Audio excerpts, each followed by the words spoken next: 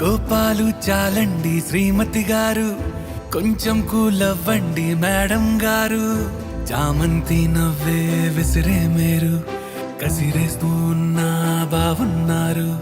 సరదాగా సాగే సమయంలోన మరిచిపోతే బాధ కబురు, వద్దు అంటూ ఆపేదెవరు.